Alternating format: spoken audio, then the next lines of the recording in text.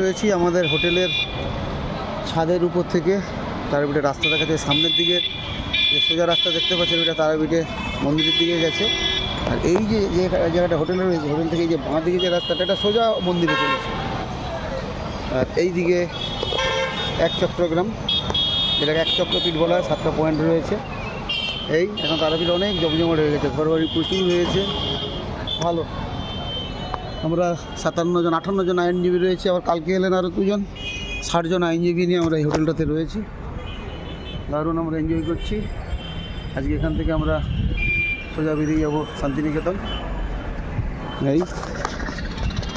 এই যে রাস্তাটা সোজা ভিতর দিয়ে শর্টকাট একবারে মন্দির, আর নাহলে বড় রাস্তা দিয়ে 1 কিলোমিটার ঘুরে মন্দিরে আবার বাঁ দিক মোড় দিয়ে ঢুকতে হবে। এই পর্যন্ত তারাপীঠ মোড়। দেখতে থাকুন, সুস্থ থাকুন, ভালো থাকুন, নমস্কার।